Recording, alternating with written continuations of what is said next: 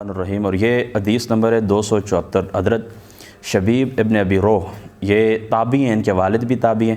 عن رجل من اصحاب رسول اللہ صلی اللہ تعالیٰ علیہ وسلم، یہ رسول اللہ کے کسی صحابی سے روایت کرتے ہیں۔ یہاں پر ہمارے ایک مسلک کے عالم دین ہیں جنہوں نے وہ کتاب لکھی تھی جعلاق، احمد یار خان نعیمی صاحب رحمۃ اللہ تعالیٰ علیہ، آپ کی جو مرات المناجی مشکات شریف کی جو شرح ہے نا، اس مقام کے اوپر لکھتے ہیں نا کہ چونکہ صحابہ سارے کے سارے عادل ہیں، الصحابۃ کلہم عدول، صحابہ سارے کے سارے عادل ہیں۔ تو یہاں پر دیکھیں نا، صحابی کا نام مذکور نہیں ہے، صحابی کا یہاں پر نام مذکور نہیں ہے، لکھا ہوا ہے کہ ہن رجل من، کوئی رسول اللہ کے کوئی صحابی ہیں۔ تو چونکہ روایت حدیث کے اندر وہ سب کے سب عادل ہیں، یہ قاعدہ ضابطہ آپ جہاں پر بھی سنتے ہیں نا، ملا علی قاری صاحب نے بھی اس کو نقل کیا ہے شرح کے اندر، شرح فقہ اکبر کے اندر، باقی بھی کتب کے اندر موجود ہے۔ تو یہ جہاں پر یہ آ جائے نا کہ صحابہ کے سارے عادل ہیں، تو اس سے مراد یہی ہے کہ روایت حدیث کے اندر سارے صحابہ عادل ہیں۔ باقی جو ان کی ذاتی زندگی ہے، جو معاملات ہیں، جو کچھ ہوا ہے، اللہ تعالیٰ کی ذات اقدس کے سپرد کرنا چاہیے۔ آقا علیہ الصلوۃ والسلام کے فرمان کے مطابق جہاں پر صحابہ پاک کی بات آئی، وہاں پر کف لسان کرنا چاہیے، وہاں پر رکنا چاہیے۔ اکرموا اصحابی، میرے صحابہ کی عزت کرو، ان کے جو کچھ آپس کے معاملات ہیں، حضور نبی پاک صلی اللہ تعالیٰ علیہ وآلہ وسلم کی صحبت کے اندر وہ بیٹھے ہیں، تو حضور کی صحبت نے ان کو وہ کمال عطا فرمایا کہ دنیا کو کوئی، ان کے جو نفوس ہیں وہ معذب ہو گئے، ان کے نفوس کیا ہو گئے؟ معذب ہو گئے، تعذیب یافتہ ہو گئے۔ تو جو کچھ ان کے آپس کے معاملات ہیں وہ اللہ تعالیٰ کی ذات اقدس کے اوپر چھوڑ دیں۔ جو کچھ زندگی میں کچھ معاملات ایسے ہوئے ہیں، کہیں پر بتقاضۂ بشریت کوئی خطا ہوئی ہے، وہ اللہ تعالیٰ کی ذات اقدس کے حوالے کریں۔ اللہ تعالیٰ کی ذات اقدس ان کو، اور اللہ تعالیٰ کی ذات اقدس نے جب وعدہ کیا ہے سب کے ساتھ، بلائی کا وعدہ کیا ہے، تو بس چھوڑ دیں سارے معاملات کو۔ بہرحال اتنی بات ضرور یاد رکھیں کہ الصحابۃ کلہم عدول، ان کا یہ معنی بالکل بھی نہیں ہے کہ سارا کل کے کل 1,24,000 صحابہ کرام جو ہیں تو وہ اپنی لائف کے اندر وہ خطا سے معمون ہیں اور محفوظ ہیں، اور یا معصوم ہیں، کچھ بھی جو لفظ آپ بولتے ہیں یہ اس سے یہ مراد نہیں ہے۔ اس سے یہ مراد ہے روایت حدیث کے اندر سارے کے سارے صحابہ کیا ہیں؟ عادل ہیں، ٹھیک ہے۔ رجل من اصحاب رسول اللہ صلی اللہ علیہ وسلم ان رسول اللہ صلی اللہ تعالیٰ علیہ وآلہ وسلم صلی صلاۃ الصبح، حضور علیہ الصلوۃ والسلام نے صبح کی نماز ادا فرمائی، بہت ہی توجہ کے ساتھ آپ نے اس روایت کو سننا ہے۔ فقرأ الروم، اور حضور علیہ الصلوۃ والسلام نے سورہ روم کی تلاوت فرمائی۔ فالتبس علیہ، تو حضور کے اوپر وہ جو تلاوت تھی وہ ملتبس ہو گئی، گڈ مڈ ہو گئی۔ وہ جو آپ نے تلاوت فرمائی نا سورہ روم کی کچھ آیات بینات آپ نے، یعنی پوری مکمل سورہ روم آپ نے تلاوت فرمائی یا کچھ آیات بینات تلاوت فرمائی، تو حضور کو التباس ہو گیا۔ فلما صلی، جب حضور سلام پھیر چکے، نماز مکمل ہو چکی، قال ما بال اقوام یصلون معنا، یہ کیسے لوگ ہیں کہ جو ہمارے ساتھ نماز ادا کرتے ہیں، لا یحسنون الطہور، وہ اچھے طریقے سے طہارت کا خیال نہیں رکھتے، یعنی غسل کرتے ہیں یا وضو کرتے ہیں تو آداب کا، یعنی سنن کا، مستحبات کا، آداب کا وہ لوگ کیا کرتے ہیں؟ رعایت نہیں کرتے۔ وَإِنَّمَا يُلَبِّسُ عَلَيْنَا الْقُرْآنَ أُولَٰئِكَ، ان لوگوں کی وجہ سے میرے اوپر کیا ہوا ہے؟ ان لوگوں کی وجہ سے میرے اوپر صورت ملتبس ہوئی ہے، یعنی جو کچھ میں نے تلاوت کی ہے نا اس نماز کے اندر نا، قرآن میں نے جو کچھ تلاوت کی ہے، سورہ روم جو میں نے تلاوت کی ہے، تو یہ التباس مجھے ہوا ہے کن لوگوں کی وجہ سے؟ کہ جو لوگ میرے پیچھے نماز پڑھتے ہیں، میرے ساتھ نماز پڑھتے ہیں، لیکن طہارت کا خیال نہیں رکھتے، یعنی آداب کا خیال نہیں رکھتے۔ یہ بات آپ کو سمجھ آ گئی نا؟ اللہ اکبر۔ اس سے ایک بات ثابت ہوتی ہے کیا؟ کہ نیکی بھی اثر رکھتی ہے اور برائی بھی اثر رکھتی ہے۔ یعنی کسی مقام کے اوپر نیکی کی جائے نا تو اس نیکی کا اثر بھی ارد گرد ہوتا ہے، یعنی متعدی ہے، یہ آگے پھیلنے والی ہے، یہ آگے ٹرانسفر ہوتی ہے، نیکی کی جو برکت ہے یہ آگے ٹرانسفر ہوتی ہے، اور بدی کی جو برائی ہے یہ بھی آگے پھیلتی ہے۔ یہ جس زمین کے اوپر آپ بیٹھے ہوئے نا، یہ نیکی کے اثر کو بھی قبول کرتی ہے، برائی کے اثر کو بھی قبول کرتی ہے۔ کسی مقام کے اوپر نیکیاں ہوں گی، کسی مقام کے اوپر نیک بندے، اللہ کے صالح بندے بیٹھیں گے، آپ اس جگہ کے اوپر بیٹھیں، آپ کو روحانیت محسوس ہوگی، اٹھنے کو دل نہیں کرے گا۔ اور کسی ایسے مکان کے اندر بے شک خوبصورت ٹائل اور ماربل لگی ہوئی ہیں، آپ جا کر بیٹھ جائیں، بڑے عمدہ قالین ہے وہاں پر، لیکن وہ گناہ کی جگہ ہوتی ہے نا، تو وہ برائیوں کا اثر ہوتا ہے کہ وہاں پر انسان کا بیٹھنے کو دل نہیں کرتا۔ لیکن جس بندے کو فطرت اللہ تعالیٰ نے سلیم عطا فرمائی ہو، جس بندے کا دل مردہ ہو چکا ہے، ضمیر اس کا گناہوں کے بوجھ تلے دب کے مردہ ہو چکا ہے، اس کی بات نہیں ہے۔ جو ٹھیک ٹھاک لوگ ہیں، صحیح راستے کے اوپر چلنے والے لوگ ہیں، تو نیکی بھی ان کے اوپر اثر کرتی ہے اور برائی بھی ان کے اوپر اثر کرتی ہے۔ تو اب دیکھیں نا، یہاں پر آپ نے غور کرنا ہے کہ انہوں نے کیا کیا کہ نماز کے لیے وضو کیا یا غسل کیا، آداب کا خیال نہیں رکھا، اس کی وجہ سے آقا علیہ الصلوۃ والسلام فرماتے ہیں کہ میرے اوپر یہ قرات ملتبس ہو گئی ہے۔ تو یہاں پر ملا علی قاری صاحب رحمۃ اللہ تعالی علیہ آپ نے بھی لکھا ہے، یہاں پر محدث دہلوی صاحب رحمۃ اللہ تعالی علیہ آپ نے بھی لکھا ہے، اور مظاہر حق جو شرح مشکات شریف کی، تو انہوں نے بھی یہ بات لکھی ہے کیا کہ فرماتے ہیں اس بات کے اوپر آپ کو غور کرنا چاہیے کہ حضور علیہ الصلوۃ والسلام کی ذات مقدس ہے کیا ہیں، معصوم ہیں، اللہ تعالیٰ کے نبی ہیں، تمام انبیاء کے سردار ہیں، تو ان کی مجلس کے اندر آئیں لوگ اور صرف آداب کا خیال نہ رکھیں تو حضور علیہ الصلوۃ والسلام کی قرات کے اندر اشتباہ واقع ہو جائے، حضور کو قرات کے اندر التباس ہو جائے، تو وہ لوگ اپنے گریبان کے اندر جھانکیں اور وہ لوگ اپنے دامن کے اندر دیکھیں کہ جو دن رات برے لوگوں کی مجلسوں کے اندر بیٹھتے ہیں، بدعتی لوگوں کی مجلس میں بیٹھتے ہیں، مشرکین کی مجلس کے اندر بیٹھتے ہیں، حضور کی بے ادبوں کی مجلس کے اندر بیٹھتے ہیں، حضور کے صحابہ کی بے ادبوں کی مجلسوں میں بیٹھتے ہیں، حضور کی اہل بیت کی بے ادبوں کی مجلسوں کے اندر بیٹھتے ہیں، خارجیوں کی، رافضی، بدعتی، غالی جتنے بھی ہیں ان کی مجلسوں کے اندر بیٹھتے ہیں، تو ان کا اندازہ کریں کہ ان کی حالت کیا ہوتی ہوگی۔ یعنی اللہ کے رسول ہیں اور پیچھے کون ہے؟ حضور علیہ الصلوۃ والسلام کے اوپر ایمان رکھنے والے صحابی ہیں، صرف کوئی مستحبات رہ گئے ہوں گے وضو کے اندر، کوئی سنت رہ گئی ہوگی، تو اس کی وجہ سے آقا علیہ الصلوۃ والسلام کے اوپر جو قرات ہے وہ آپ خود اندازہ کریں کہ جو لوگ ان برے لوگوں کی مجلسوں کے اندر بیٹھتے ہیں وہ اپنے ایمان کی فکر کریں کہ ان کا ایمان کس درجے کے اوپر ہے، وہ اپنے ایمان کی فکر کریں۔ سمجھ گئے نا یہ بات؟ سمجھدار کے لیے اشارہ کافی ہے، میں چونکہ آگے بھی تھوڑی اس کی اور بھی اپنے الفاظ میں وضاحت کر سکتا ہوں، لیکن چلو اتنا ہی کافی ہے۔ وہ کیا کہتے ہیں کہ پھر عام دوسرے وہ جو لوگ ہوتے ہیں تو وہ 100 کتابیں بھی ان کے سامنے پڑھ دیں، تو غور کریں گے نا آپ اس بات کے اوپر نا۔ تو یہ ہو گئی حدیث نمبر 274۔ آگے بڑھی حدیث نمبر 275۔ وعن رجل من بنی سلیم قال عدہن رسول اللہ صلی اللہ تعالیٰ علیہ وسلم فی یدی او فی یدیہ، یعنی میرے ہاتھ میں آقا علیہ الصلوۃ والسلام نے شمار فرمایا، صحابی فرماتے ہیں یا اپنے ہاتھ میں۔ قال التسبیح نصف المیزان والحمد للہ یملأہ والحمد للہ یملأہ والتکبیر یملأ ما بین السماء والارض والصوم نصف الصبر والطہور نصف الایمان۔ بنی سلیم کے ایک شخص سے روایت ہے کہ اس نے کہا رسول اللہ نے میرے ہاتھ میں یا پھر اپنے ہاتھ میں شمار فرما تسبیح نصف میزان ہے۔ تسبیح کیا ہے؟ یعنی سبحان اللہ کہنا کیا ہے؟ نصف میزان ہے، اور الحمدللہ یہ میزان کو بھر دے گا، اور تکبیر یعنی اللہ اکبر آسمان اور زمین کے درمیانی خلا کو پر کر دیتا ہے۔ روزہ نصف صبر ہے، یعنی ایمان مکمل صبر ہے، اور پھر روزہ اس کے مقابلے میں نصف صبر ہے، روزہ اس کے مقابلے میں کیا ہے؟ نصف صبر ہے، اور طہارت نصف ایمان ہے۔ یہ سارے الفاظ پیچھے گزر چکے ہیں، ان کی میں وہاں پر تشریح کر چکا ہوں، لہذا یہاں پر ضرورت نہیں ہے۔ آگے بڑھیے حدیث نمبر 276۔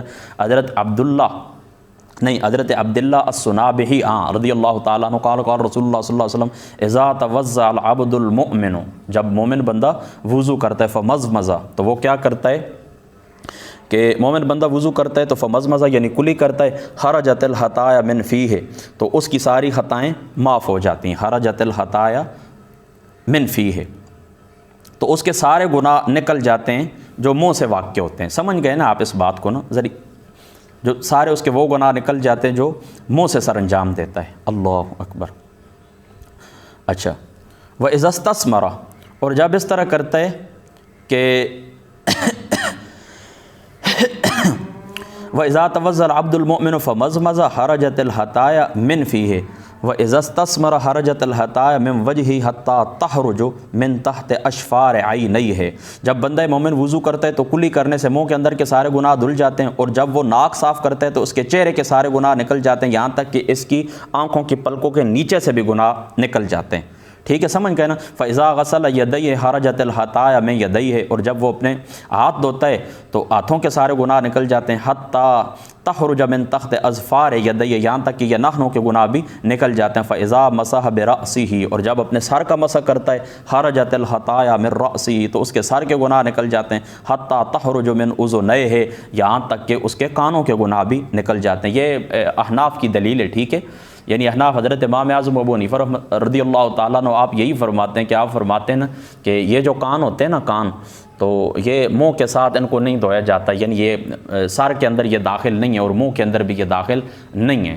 اب دیکھیں نا آقا علیہ الصلوۃ والسلام کی ذات اقدس نے کیا فرمایا کہ جب تم اس طرح کرتے ہو نا کہ مسح کرتے ہو نا تو تمہارے وہ سر کے گناہ نکل جاتے ہیں۔ خرجت الخطایا من راسی حتی تخرج من اذنیہ، یہاں تک کہ کانوں کے گناہ بھی نکل جاتے ہیں۔ یعنی وہی جو تارا ہاتھ پھیرا جاتا ہے نا، دیکھیں نا مسح کے لیے آپ تارا ہاتھ پھیرتے ہیں نا، تو اسی سے پھر کانوں کا مسح کیا جاتا ہے۔ اس کے لیے جدید یہی احناف کا مذہب ہے حضرت امام اعظم ابو حنیفہ کا رضی اللہ تعالیٰ عنہ، کہ یہ جو سر کا مسح کیا جاتا ہے تو پھر اسی طریقے سے آپ نے کانوں کا مسح بھی کرنا ہے، ٹھیک ہے، یہ ان کی دلیل ہے، آپ نے اس کو یاد رکھنا ہے، ٹھیک ہے۔ نیا پانی نہیں لیا جائے گا، بلکہ تو پھر کیا ہو جاتا ہے، سر کے ساتھ ہی پھر حضور نے دیکھے نا کانوں کا ذکر بھی کر دیا، کانوں کے مسح کا الگ ذکر نہیں ہے، سر کے ساتھ ہی کانوں کا ذکر کر دیا۔ یعنی اس کا مطلب یہی ہے، یہی دلیل ہے امام صاحب کی کہ آپ نے کیا کرنا ہے، جدید پانی نہیں لینا، بلکہ سر کے لیے جو آپ ہاتھ تر کرتے ہیں نا، اسی سے آپ نے کانوں کا مسح بھی کرنا ہے۔ تو سر کے گناہ بھی نکل جاتے ہیں جس وقت آپ سر کا مسح کرتے ہیں، اور ساتھ ہی کانوں کے گناہ بھی نکل جاتے ہیں۔ فَإِذَا غَسَلَ رِجْلَيْهِ، اور جب آپ پاؤں کو دھوتے ہیں، ٹھیک ہے، پاؤں کو دھونا ہے، پاؤں کے اوپر مسح نہیں کر۔ خرجت الخطایا من رجلیہ، تو پھر اس طرح آپ کے پاؤں کے گناہ نکل جاتے ہیں۔ حتی تخرج من تحت اظفار رجلیہ، اللہ اکبر۔ ثم کان مشیو الی المسجد وصلاۃہ نافلۃ لک، رواہ مالک والنسائی۔ تو جب وہ پاؤں دھوتا ہے تو اس کو دونوں پاؤں کے گناہ نکل جاتے ہیں، حتیٰ کہ اس کے ناخنوں کے نیچے سے بھی۔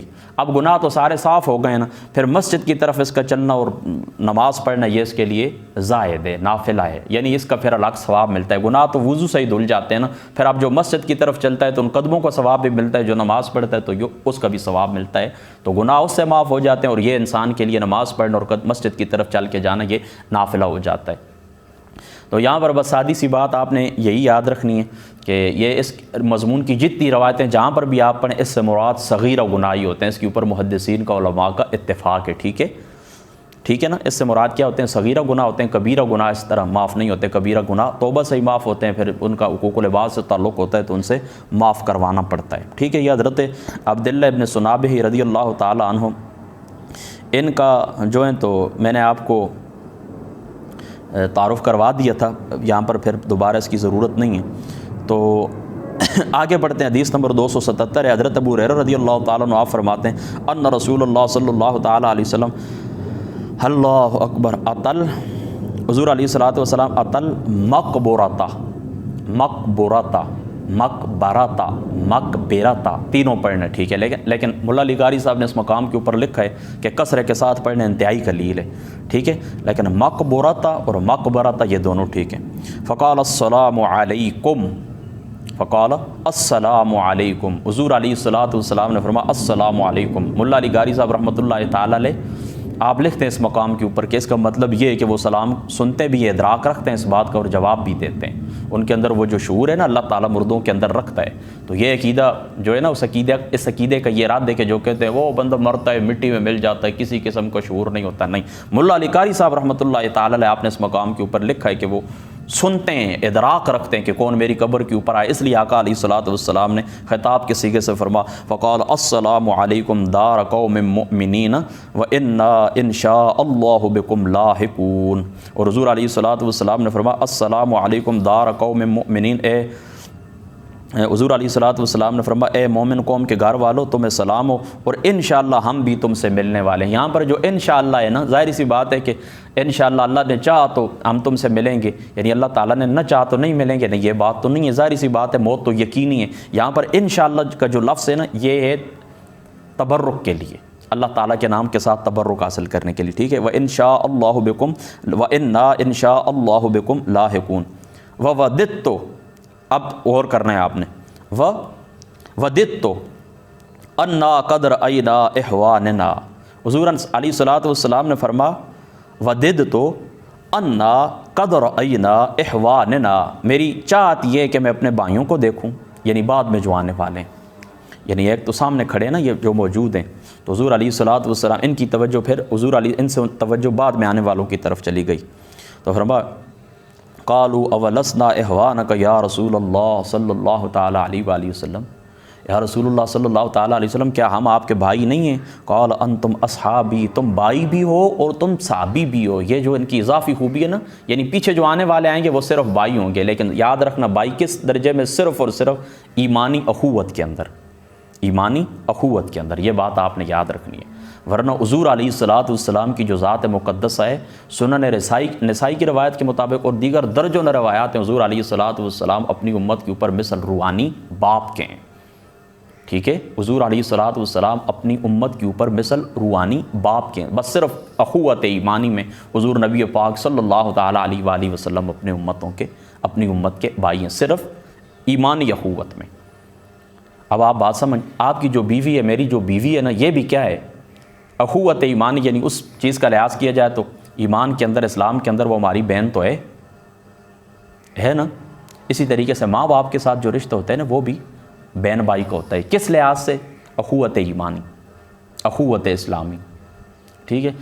یہ اخوت ایمانی کا لفظ ہی ٹھیک ہے، اخوت اسلامی کا بھی بولا جاتا ہے، بہرحال اخوت ایمانی کا لفظ ٹھیک ہے کہ ان کا خدا بھی اللہ تعالیٰ ہے، ہمارا بھی وہی ہے، ہم بھی اسی رسول کے اوپر ایمان رکھتے ہیں۔ اس معنی کے اندر ماں باپ بھی بھائی ہوتے ہیں، اس معنی کے اندر بیوی بھی بھائی ہوتی ہے، جس طرح حضرت ابراہیم علیہ السلام نے بھی اپنی وہ حضرت سارہ سے فرمایا تھا نا کہ اس وقت روح زمین کے اوپر تمہارے علاوہ کوئی مسلمان نہیں ہے، تو تم اخوت ایمانی میں میری بہن بنتی ہو، ٹھیک ہے؟ لیکن احکام بہن بھائیوں والے جاری نہیں ہوتے۔ احکام بادشاہ بے شک کہے میں آپ کا خادم ہوں، لیکن جو نوکر ہوتے ہیں، جو رعایا ہوتی ہے، وہ بادشاہ کو خادم نہیں کہہ سکتی، ٹھیک ہے نا؟ تو آقا علیہ السلام نے یہ جو فرمایا نا، بعد میں آنے والوں کو عذرائے شفقت بھائی، تو یہ آپ نے یاد رکھنا ہے، یہاں پر بھائی سے مراد، اخوت سے مراد کون سی اخوت ہے؟ اخوت ایمانی ہے۔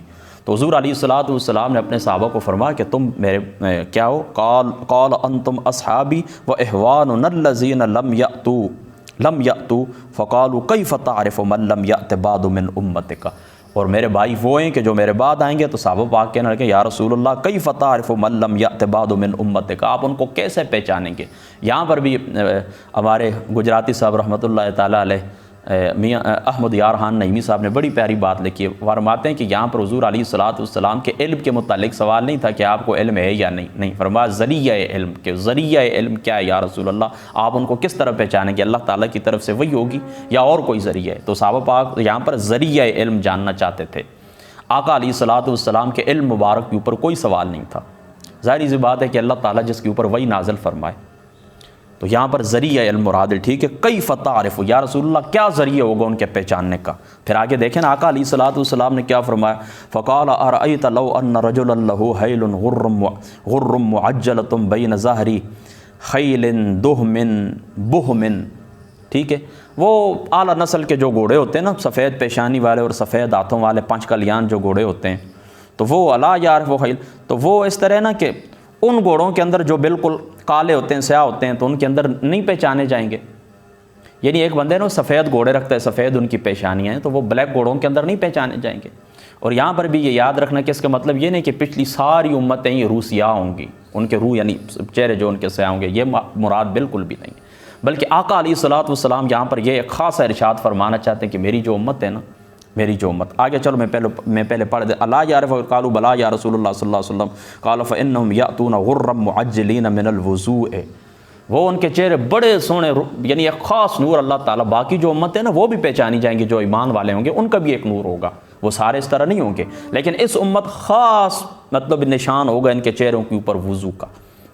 کتنی شان ہے وضو کرنے والوں کی اور وضو کی حفاظت کرنے والوں کی، یہ ان کا خاص نشان ہوگا۔ فإنہم یأتون غرا معجلین من الوضوء وأنا فرطہم علی العوز، اور میں فرط ہوں حوض کے اوپر۔ سب انبیاء کو اللہ نے حوض عطا فرمایا، آقا علیہ السلام کا بھی ایک حوض ہے۔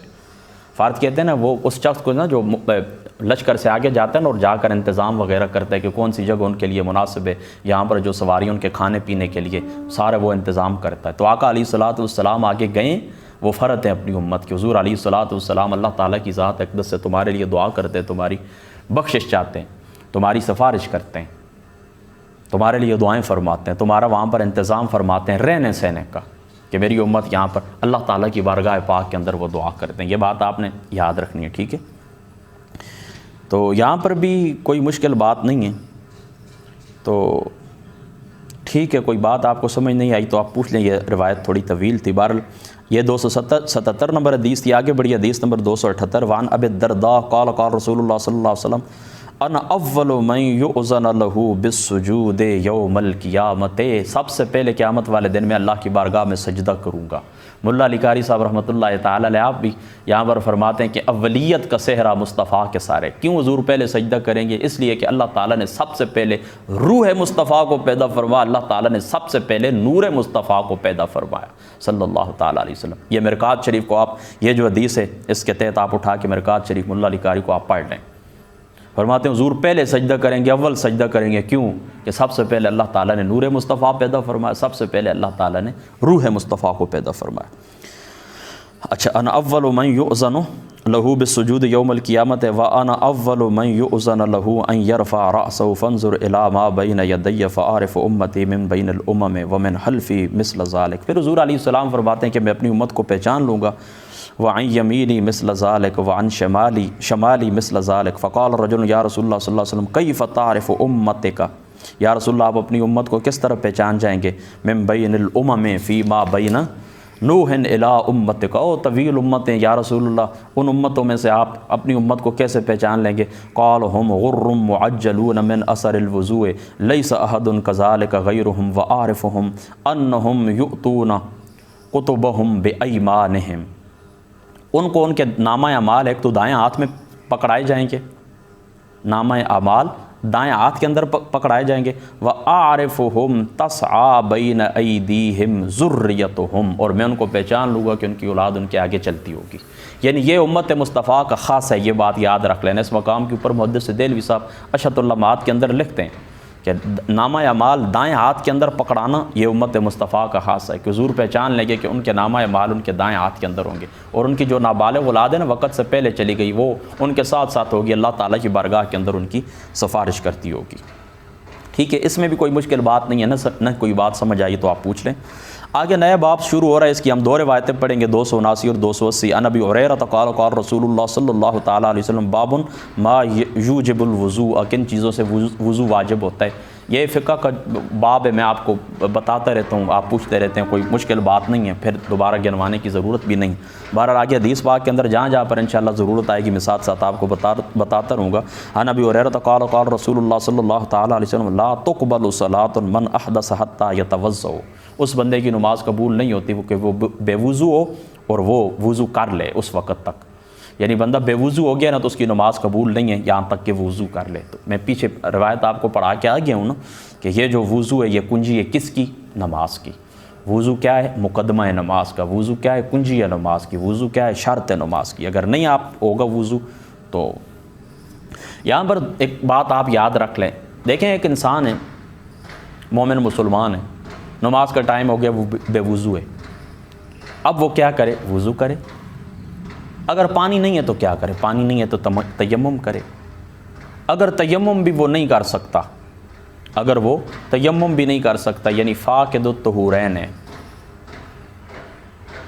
تیمم بھی نہیں کر سکتا، تیمم بھی نہیں کر سکتا، فاقد الطہورین ہے، تو کیا کرے؟ وہ مٹی بھی اس کے پاس نہیں ہے، یعنی جن اشیاء کے اوپر تیمم کیا جاتا ہے وہ بھی نہیں ہے، پانی بھی نہیں ہے، تو وہ کیا کرے؟ اس کے اندر بہتر یہ کہ وہ بندہ حرمت نماز، حرمت وقت کا خیال رکھتے ہوئے نماز ادا کر لے۔ کس چیز کا خیال رکھے؟ حرمت نماز کا اور حرمت وقت کا خیال رکھتے ہوئے، یا چلو حرمت وقت درمیان سے نکال بھی دے، حرمت نماز کا کہ وقت کے اوپر اللہ تعالیٰ نے ان الصلاۃ کانت علی المؤمنین کتابا موقوتا، وہ نماز ادا کر لے۔ اب اس نے نماز ادا کر لی ہے نا، بعض علماء تو فرماتے ہیں کہ وہ نماز اس سے ساقط ہے۔ بہرحال میں اپنا آپ کو نچوڑ بتاتا ہوں، جو کچھ میں نے پڑھا ہے، جو کچھ میرا مطالعہ ہے، وہ نماز ادا کر لے۔ اب جہاں پر اس کو پانی یا تیمم نظر آتا ہے نا، پانی اس کو ملتا ہے، تیمم کو چلو درمیان سے نکال دے، پانی اس کو وہاں پر ملتا ہے، تو وہ کیا کرے؟ اب وضو کر کے وہ نماز دوبارہ دوہرا لے، وہ نماز کیا کرے؟ دوبارہ دوہرا لے۔ اور اس چیز کی بھی گنجائش ہے کہ اگر وہ بندہ نماز نہ پڑھے اور بعد میں وہ نماز جہاں پر پانی اس کو ملے اس کی قضا کر لے۔ لیکن بہتر یہ، میں صرف اتنی بات کہتا ہوں، ٹھیک ہے، بہتر یہ کہ وہ اس طرح کرے کہ حرمت وقت کا خیال کرتے ہوئے، حرمت نماز کا خیال کرتے ہوئے وہ نماز ادا کر لے۔